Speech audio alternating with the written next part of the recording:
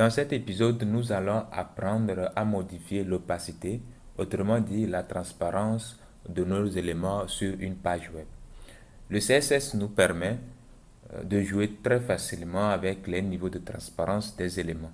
Pour cela, nous allons utiliser la propriété opacity et la propriété, ou bien la notation plutôt RGBA. Donc la propriété opacity, qui est très simple, permet d'indiquer le niveau d'opacité d'un élément ou très facilement d'un test.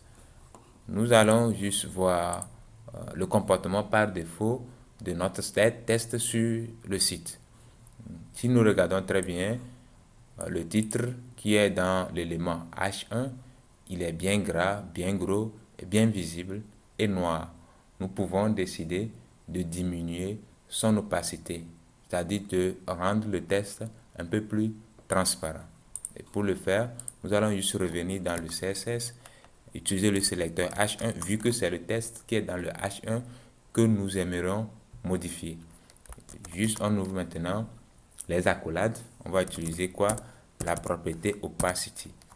Avec une valeur de 1, l'élément sera totalement opaque. C'est ce comportement que nous avons par défaut. Je vais actualiser, vous n'allez rien remarquer.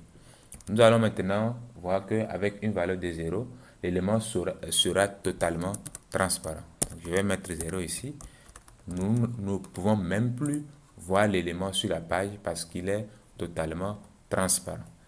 Cela veut dire, si vous voulez voir l'élément et le rendre un peu transparent, il suffit de choisir une valeur entre 0 et 1.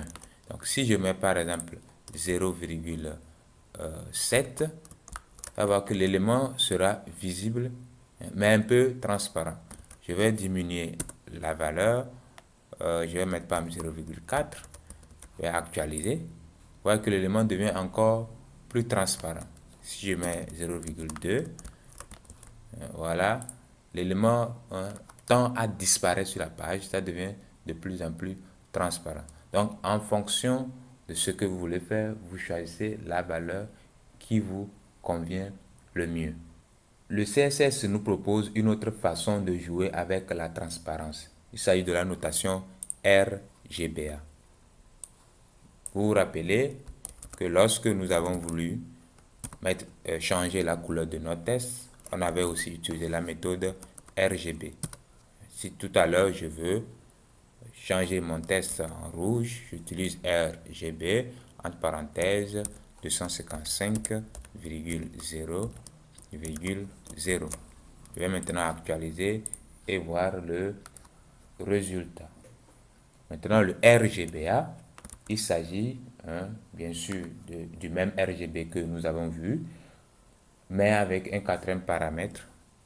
Maintenant, je vais mettre A là-bas. Vous voyez qu'il n'y a pas une grande différence en fait. Donc, ce quatrième paramètre qui permet de jouer avec le niveau de transparence de la même façon que opacity. Donc, avec une valeur de 1, ici, on va juste ajouter une virgule et ajouter le quatrième paramètre. Donc, avec une valeur de 1, l'élément est complètement opaque, ce qui est le comportement par défaut en fait. Et avec une valeur inférieure à 1, l'élément est totalement transparent. Donc, si je veux rendre mon élément complètement transparent, il suffit de mettre une valeur inférieure à 1. Donc, si je mets 0,2, on va aller voir le résultat. Vous allez voir que l'élément totalement transparent tend même à disparaître sur la page.